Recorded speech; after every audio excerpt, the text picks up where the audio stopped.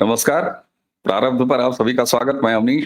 हमारे साथ हैं कॉफीविद सुमित जैन से सुमित जैन जी। सुमित जी, बहुत-बहुत स्वागत, नमस्कार। नमस्कार सर, जय सिया राम। जय जय सिया राम।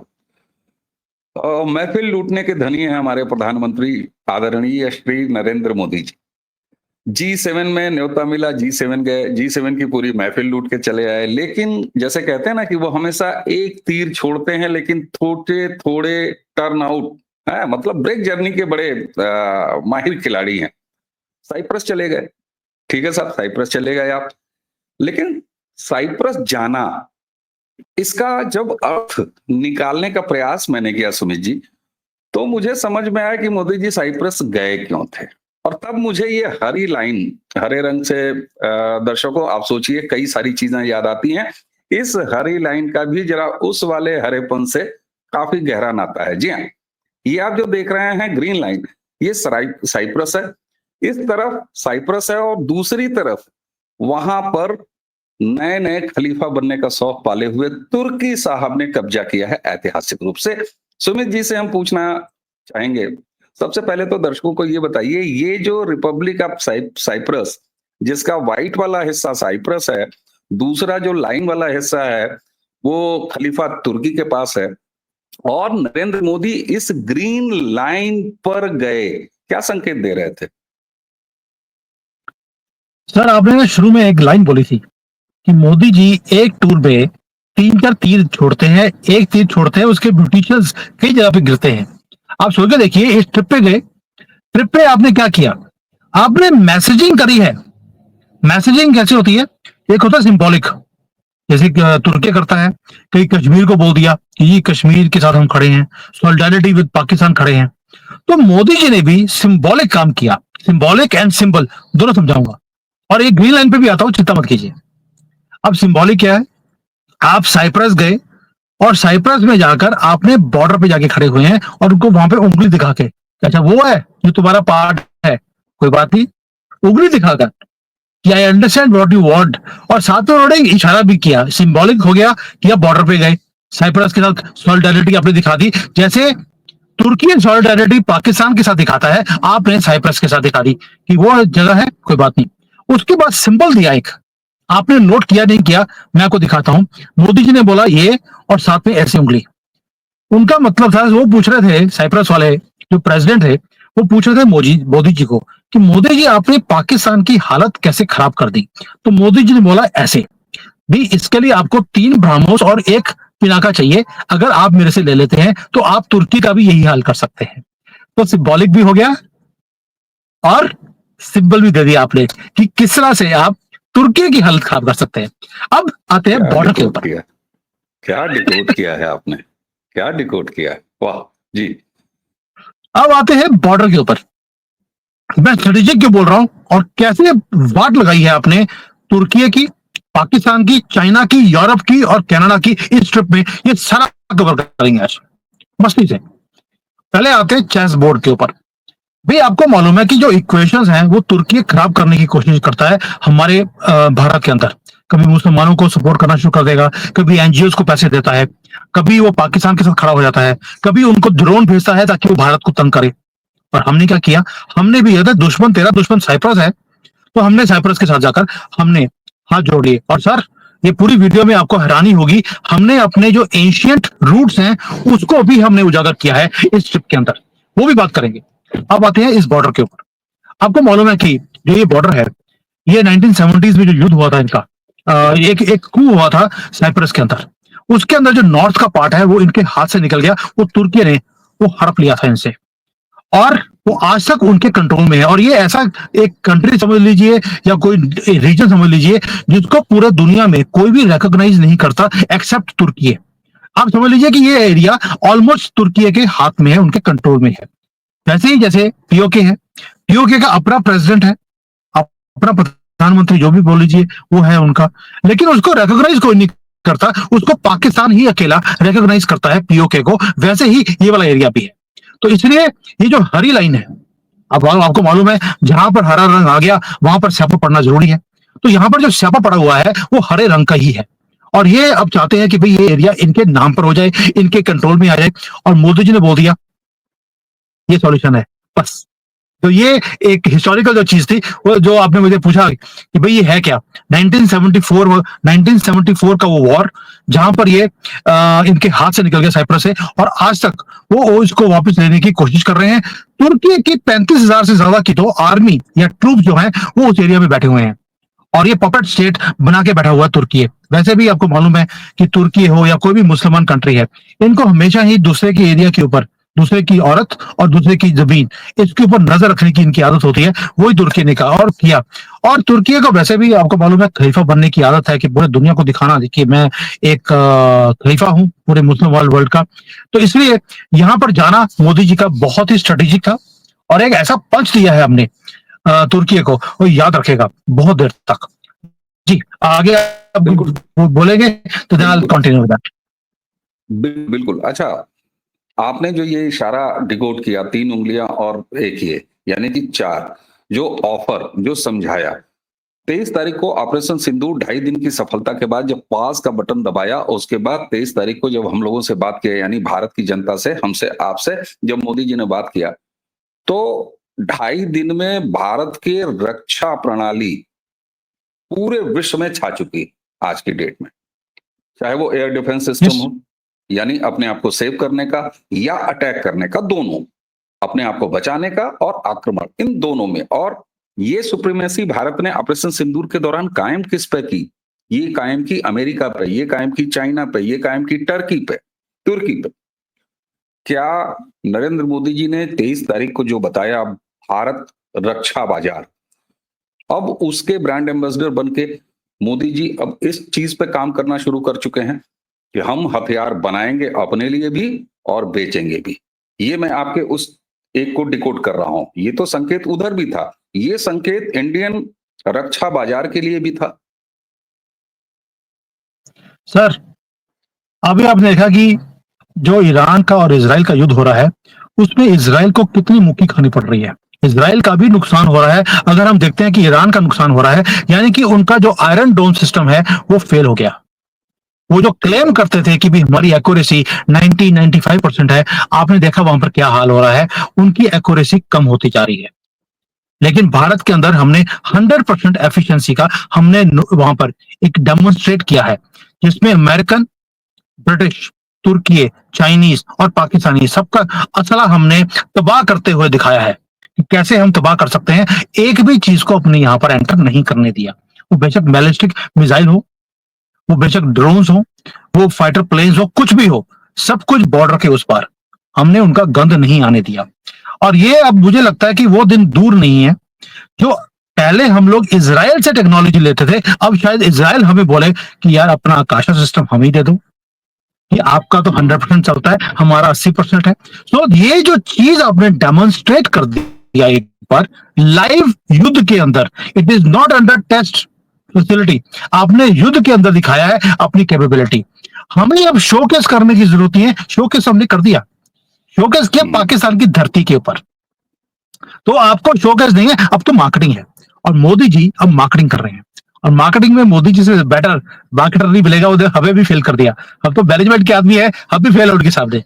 लत बस तक इसीलिए है क्योंकि उन्होंने जो भारत का नाम उन्होंने बढ़ाया है, जो हमारी कैपेबिलिटी दुनिया को दिखाई है, हमारी ताकत दिखाई है। भाई हम लोग दुश्मन देश में बैठे हैं, यहाँ पे गर्व से बोलते हैं हम लोग आज भारतीय हैं। जब भारत को छोड़कर गए थे तो हम अपने पासपोर्ट को छुपा कर जाते थे कि लोगों को पता लगेगा कि इंडियन है तो रिस्पेक्ट नहीं मिलेगी, वो वहां पे लग लाइन में हमें खड़ा करेंगे। आज गर्व से बोलते हैं हम लोग।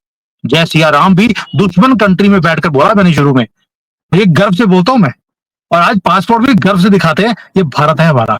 तो ये मोदी जी ने जो मार्केटिंग करी है हमारी, ये बहुत बड़ी चीज है, और भारतीयों को समझना चाहिए कि ये जो भारत में बैठे लोग, उनको समझ नहीं आती इसकी वैल्यू क्या है जो मोदी जी कर रहे हैं। और सर हथियार बेचना वो इतना बड़ा मैटर नहीं है, लोगों को ये समझना चाहिए।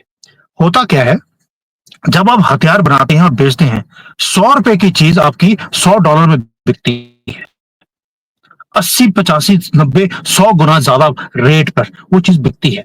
उससे होता क्या है, आपका जो मनी आता है उससे आप हथियार नहीं बनाते, सिर्फ उससे आप R&D करते हैं, आप नई नई चीजें खोजते हैं, यानी कि दुनिया के पैसे से आप अपने हथियारों को बेटर करते रहते हैं। ये चीज समझने की है कि अब आपको याद होगा जो हमारा एमका का प्रोजेक्ट है, जो हम 5th जनरेशन का फाइटर प्लेन बना रहे हैं, जो ये हथियार हम बेच रहे हैं, मोदी जी ने बोल दिया कि 10 साल में जो काम करना है आप मुझे 1 या 2 साल में करके दिखाइए। आपको पैसे चाहिए, कितना पैसे चाहिए? तो हमारे जो डीआरडीओ वाले ने बोला हमें $3.5 बिलियन चाहिए। उन्होंने बोला यार बड़ा छोटा अमाउंट बोल रहे हो, ले लो, ये सैंक्शन कर दिया। पहले क्या होता था, मनमोहन सिंह दुनिया के सबसे नंबर 1 अर्थशास्त्री, वो बोलते थे पैसे पेड़ों पर नहीं लगते। मुझे लगता है वो पेड़ मोदी जी ने लगा दिया है, जिसपे अब पेड़ों पे पौधे लग रहे, पेड़ों पे पैसे लग रहे अब शुरू हो गए हैं। तो आप देखिए क्या होता है, आप हथियार बेचकर पैसा लेकर उससे आप डेवलपमेंट कर रहे हैं और अपने सारे डेवलपमेंट्स को आप तेज करते जा रहे हैं, और उसका एक रिपल इफेक्ट है जो आपको अगले 5-10 साल में दिखेगा। बट नींव आपने पाकिस्तान के याद युद्ध करके कर कर आपने दिखा दिया पूरे दुनिया को, दिस इज अवर कैपेबिलिटी। अब तो दिखाया कुछ नहीं है सर, 3 ब्रह्मोस भेजे, सारा कुछ तबाह कर दिया, और 1 पिनाका, बस इतना ही दिखाया। अभी तो अब बहुत कुछ पड़ा है सर, अगली बार दिखा देंगे। ठीक, बिल्कुल ठीक बात है। अच्छा, अब चूंकि इस समय इजराइल और ईरान के बीच में जो कुछ भी चल रहा है, हम अगर कोई भी बात करें और उसको अगर शामिल ना करें तो बातचीत कम से कम आज के रेफरेंस में अधूरी रह जाएगी। एर्दोगान पर मैं आऊंगा, टर्की का आपने बता ही दिया सीधे सीधे तौर पर, उनके अंदर जो खलीफा का कीड़ा है उस कीड़े को शांत किया, और उसके लिए कितना वैलिड कि हम अगर पीओजे के झेल रहे हैं तो तुम भी साइप्रस, तुम्हारा टर्की के साथ है। और यहां पर कितना महीन काम प्रधानमंत्री ने किया कि वो टर्की जो गाहे बगाहे पाकिस्तान के साथ और पीओजेके के साथ खड़ा हो जाता है, उन्होंने नस दबा दी कि एक चिकन नेक अगर हमारे पास तुम्हारा है बांग्लादेश वाला, तो तुम्हारे 2 चिकन नेक हमारे पास हैं। अब बांग्लादेश की ये स्थिति हो गई है, और इसीलिए यहाँ पर लेफ्ट लिबरल गिरोह अब चिकन नेक बोलना बंद कर दिया, क्योंकि 2 मुर्गियों की और गर्दनें बांग्लादेश की तरफ से निकल के आ गई, चटगांव और उधर त्रिपुरा वाली। ईरान इजराइल, आपको क्या लगता है कि अभी तक अगर देखा जाए तो इजराइल ने 4 दिन 5 दिन इसके युद्ध लड़े हैं, चाहे युद्ध कह लीजिए या ऑपरेशन, लेकिन ईरान के केस में अब समझ में आ रहा है कि ये एक लंबा खिंचता हुआ क्या दिख रहा है मामला। और ऐसे में इंडिया, जो कि ईरान हमारे लिए इंपॉर्टेंट है, बिल्कुल है, और इजराइल भी हमारे लिए इंपॉर्टेंट है, तो ऐसे में रिश्ते की नई इबारत लिखने की जरूरत पड़ेगी क्या, आखिर किस साइड? पहला सवाल कि क्या आप इजराइल ईरान ये दोनों के झगड़े को आगे लंबा खिंचता हुआ देखते हैं, क्योंकि ट्रंप ने भी 2 हफ्ते का टाइम मांग लिया। अवनीश जी, पहली बात ये है, ट्रंप पहली बात ये युद्ध है, ये युद्ध सिर्फ एक इंसिडेंट के ऊपर खड़ा है, और इंसिडेंट का नाम है खमेनी की गर्दन, और कुछ भी नहीं है। इजराइल का एक ही बोलना था कि मुझे आपके न्यूक्लियर एसेट्स को खत्म करना है, वो उन्होंने कर दिया। जैसे हमने पाकिस्तान के न्यूक्लियर एसेट्स को खत्म करना था, जैसे ही हमने उनके न्यूक्लियर एसेट्स को तबाह किया है, हम पीछे हट गए। लेकिन इजराइल का कहना है कि यहाँ के न्यूक्लियर एसिड्स को खत्म करने के बाद इनको बनाने वाला और रेडिकलाइजेशन को इंक्रीज करने वाले बंदे को भी हमें खत्म करना है। जड़ जो है वो है खमेनी, बिल्डिंग को तो तबाह कर दिया, अब जड़ को खत्म करना है। तो ये युद्ध वहीं तक है, खमेनी की गर्दन तक। बस ये जिस दिन हो जाएगा आप देखेंगे युद्ध खत्म हो जाएगा, वहां पर जो पुराना शाह था वो दोबारा से he will again come back.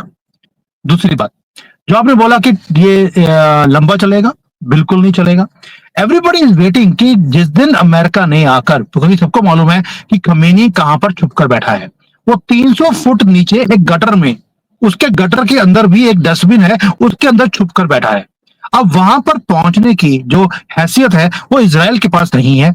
एक ही कंट्री पूरे दुनिया में है जो 300 फुट नीचे तक जाकर पेनिट्रेट कर डिस्ट्रॉय कर सकती है अपनी मिसाइल्स के थ्रू, वो अमेरिका के पास है। लेकिन डोनाल्ड ट्रंप ने क्या बोला कि मैं तुम्हारे युद्ध में एंटर नहीं करूंगा, क्योंकि ये जिहादी मेरे कंट्री में भी बैठे हैं। वो अमेरिका में जाकर वो आग लगाएंगे अगर अमेरिका इस युद्ध में अंदर एंटर करता है। तो वो क्या कर रहा है, वो बोल रहा है जो हैवी लिफ्टिंग है।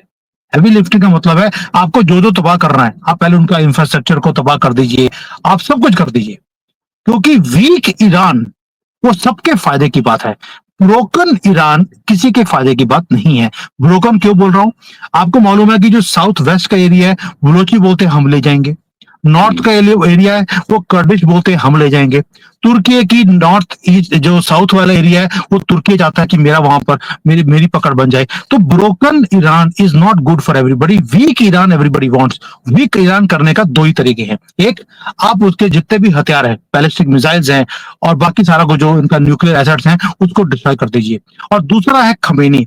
खमेनी को आप आखिरी स्टेज में आप खत्म करेंगे, उसके लिए आपको थोड़ा सा टैक्टिकल जिसको लॉस बोलते हैं वो आपको लेना पड़ेगा। इजराइल ले भी रहा है और आपको मालूम है मुसलमान जो है वो युद्ध जो होता है वो आर्मी के बीच में नहीं करते। इजराइल आर्मी के एरियाज को और मिलिट्री जो न्यूक्लियर एसेट्स हैं उसको डिस्ट्रॉय कर रहा है। ईरान मिलिट्री इंस्टॉलेशन को डिस्ट्रॉय नहीं कर रहा है इजराइल के अंदर। उनकी स्टॉक मार्केट हो गई, उनके हॉस्पिटल हो गए, स्कूल हो गए, कॉलेज हो गए, तो रिहायशी इलाके हैं वो उनको अटैक कर रहा है, ताकि वहां पर जब सिविलियंस की डेथ होगी तो उसमें मजा आएगा। आपको मालूम है इनका तो जो जो एक्स्ट्रा करिकुलर एक्टिविटीज होती है वो लोगों को मारना होता है, तो वो वही काम कर रहे हैं जो इनका दीन इनको समझाता है। तो ये बराबरी का लड़ाई नहीं है। खमीनी के मरने के बाद ये जो मैडनेस है ईरान के अंदर कि हम इजराइल को दुनिया के नक्शे से खत्म कर देंगे, ये खत्म हो जाएगा। और जब शाह आएगा तो वही काम होगा जो 1979 से पहले तरक्की थी, मॉडर्नाइजेशन थी, सेकुलरिज्म था, वो सारी चीजें जिसको हम बोलते हैं इंसानों वाली जो हरकत है वो सारी दोबारा से ईरान में आनी शुरू होगी। तो ये लंबा युद्ध नहीं चलेगा। डोनाल्ड ट्रंप ने 2 हफ्ते मांगे हैं, किसके लिए? कि 2 हफ्ते में जो करना तूने कर ले, जो तूने तबाही करनी है ईरान के साथ वो कर ले। क्योंकि डोनाल्ड ट्रंप को भी एक काम दिखाना है दुनिया को कि मैंने करके दिखाया है। पिछले जो 150 दिनों में वो प्रेसिडेंट बने हैं, आप मुझे बता दीजिए एक भी काम उन्होंने किया हो सिवाय सारे दोस्तों और दुश्मनों के साथ दुश्मनी मोल लेने के सिवाय वो कोई भी अपना रिजल्ट नहीं दिखा सके। जब वो प्रेसिडेंट बनने वाले थे उन्होंने बोला था पहले दिन मैं ये काम कर दूंगा। आप मुझे वो एक भी काम बता दीजिए वो कर दिखा सके हो पूरी दुनिया में। इसलिए वो झूठ बोलने का आप सहारा ले रहे हैं। भारत पाकिस्तान का युद्ध मैंने रुकवा दिया, ये झूठ है जो उसको भी मालूम है। और एक चीज को जब बार बार डोनाल्ड ट्रंप बोलना शुरू करते हैं तो उनकी किताब मैंने पढ़ी है art of deal. Art of deal में उसने बोला है कि अगर आप कहीं कॉर्नर हो जाए, आपको झूठ का सहारा लेना पड़े, आप लीजिए, लेकिन उसके साथ स्टेज 2 है, उसको बार बार बोलिए। सरेंडर नहीं करना, अपने झूठ को भी आप बार बार बोलेंगे, एम्पलीफाई करेंगे ताकि वो सच दिखना शुरू हो जाए। ये आर्ट ऑफ डील में है सर। तो वो जो कर रहा है इसका मतलब है उसको भी मालूम है कि वो झूठ बोल रहा है, लेकिन उसका सहारा लेना पड़ रहा है। इसलिए आज डोनाल्ड ट्रंप को अपनी फेस सेविंग के लिए उसको युद्ध में एंटर करना पड़ेगा, लेकिन वो आखिरी स्टेज पे आएगा जब उसके पास पुख्ता खबर होगी। क्योंकि इजराइल के पास अभी ये है, हो सकता है कि वो यहां पर हो, इस जो एरिया है उसके अंदर हो सकता है हो, लेकिन जब तक इंटेलिजेंस 100% पुख्ता नहीं होगी, जैसे ओसामा बिन लादेन की होगी थी, तब तक अमेरिका एंटर नहीं करेगा। वेट है उस इंटेलिजेंस की कि खमीनी किस गटर के डस्टबिन में छुप कर बैठा है। जिस दिन पता लग गया उस दिन ये युद्ध बंद हो जाएगा। जी ठीक। अच्छा, आपने झूठ ट्रंप के हवाले से झूठ शब्द इतनी बार बोला कि हमको अपने यहाँ मैं तुरंत तुर्की छोड़ के, अमेरिका छोड़ के, साइप्रस और ये सारा कुछ छोड़ के मैं अपने आ रहा हूँ, क्योंकि झूठ हमारे यहाँ भी एक राष्ट्र बालक हैं। और वो अभी कुछ दिन पहले ही, मेरे ख्याल से परसों ही उन्होंने केक काटा अपना बर्थडे का। एनीवे, नरेंद्र मोदी जी जिस तरीके से कब उनका जियोपॉलिटिकल स्थितियों में हो और चाहे भारत के अंदर हो, अब कल देखिए आप 25 करोड़ आबादी वाला उत्तर प्रदेश के मुख्यमंत्री एक लिंक एक्सप्रेसवे का उद्घाटन कर रहे हैं। और मजे की बात, अब भारत में आपको भी मैं जानकारी दे देता हूं कि भारत में जितने भी किलोमीटर्स के एक्सप्रेसवे एग्जिस्ट करते हैं उसमें से 61% हिस्सा उत्तर प्रदेश का है। तो ये बदलता उत्तर प्रदेश। दूसरी तरफ नरेंद्र मोदी जी उधर बिहार में पहुंच के वहां से पटना से वंदे भारत गोरखपुर यानी यूपी, उसको जो है हरी झंडी दिखा रहे हैं। इधर लफाजी झूठ पर टिके हुए राहुल गांधी और उनका इकोसिस्टम। ऐसा क्या है कि जब जब थूकने की कोशिश करता है विपक्ष, नरेंद्र मोदी का कद और ऊपर हो जाता है और इनका थूका हुआ इन्हीं के मुंह पे गिर जाता है। देखिए सर, पहली बात है कि विपक्ष के पास मुद्दा क्या है। क्या इन्होंने 75 साल में कभी भारत की तरक्की की बात करी? गरीबी हटाओ का एक ही नारा था जिसके ऊपर इनकी सियासत चलती थी, और कोई भी इनके पास मुद्दा नहीं था। जो मुद्दा इनके पास था वो भी पूरा नहीं किया। मोदी जी ने कभी नहीं बोला कि मैं गरीबी हटाऊंगा। उन्होंने बोला कि मैं तरक्की करूंगा, भारत को विकसित भारत बनाऊंगा। दोनों की सोच में बहुत फर्क है। रोटी कपड़ा मकान से आप बाहर निकल गए साहब। रोटी भी मिल रही है फ्री में, मकान भी फ्री में मिल रहा है, कपड़ा तो आप खरीद ही लेंगे क्योंकि जो आपकी सैलरी है उसमें आप कपड़ा खरीद सकते हैं, वो भी बड़े सस्ता से आपको गांधी भंडार में मिल जाएगा। यानी कि आपकी जो बेसिक प्रॉब्लम थी वो खत्म हो गई। जो खड्डों में से निकल निकल के आपकी गाड़ी जाती थी और हर महीने जाके सर्विस करवानी पड़ती थी, आप उससे भी आप फ्री हो गए हैं। यानी कि जो छोटी छोटी प्रॉब्लम थी उसमें से मोदी जी आपको बाहर ले गए। अब कांग्रेस हो या विपक्ष हो, उनके पास मुद्दा क्या है? आपको डिवाइड करने का और सियासत में आने का। आपको हमेशा छोटी छोटी प्रॉब्लम्स में आपको फंसा के रखना। कभी बिजली चली गई, कभी पानी नहीं आ रहा, पानी आ रहा तो गंदा आ रहा है, सड़कें टूटी हैं। भाई हमने वो सिस्टम देखे हैं कि हर जगह पे आपको रिश्वत देनी पड़ती थी अपने काम करवाने के लिए, क्योंकि अब उनको मालूम है कि जिस तरह से तरक्की होती जा रही है, मोदी जी का कद नहीं बढ़ रहा। मोदी जी का जो पॉलिटिकल क्लाउड है वो इतना स्ट्रांग हो गया है, इस बंदे को हराना इम्पॉसिबल है। इसलिए उनको कभी फॉरेन में जाकर जो ताकतें हैं फॉरेन की, उनको बोलना पड़ता है इनको हटाइए, हमें लेकर आइए। हम तो आपके बूट पॉलिश पहले भी करते रहे, अब भी करते रहेंगे, कोई दिक्कत नहीं है। मोदी जी अब बोलते हैं हम आंख में आंख डालकर बात करते हैं, ना झुकाकर ना ये बढ़ाकर। और ऑपोजिशन क्या बोलता है बाहर जाकर? भाई हम तो पॉलिश करने वाले लोग हैं, आप हमें ले आइए, जो चाहिए हमसे करवा लेना।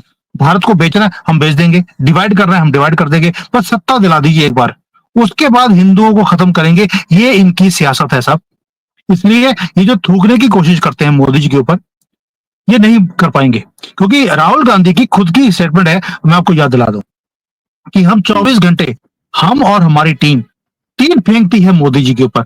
पता नहीं क्या बात है, कुछ तीर लगता ही नहीं है। अब ये राहुल गांधी को समझ आएगा कि अल्लाह अल्लाह करने में और जय सिया राम करने में क्या फर्क होता है।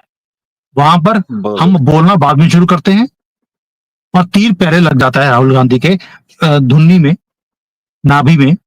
और मोदी जी इनके ऊपर तीर 24 घंटे चारों तरफ से डालने की कोशिश कर रहे हैं। कवच ही इतना स्ट्रांग है कि लगता ही नहीं है। तो सर ये डिफरेंस है। बहुत चीजें मैंने समझा दी, एक छोड़ी उसमें कि व्हाट इज द रीजन। जी बिल्कुल बिल्कुल साहब।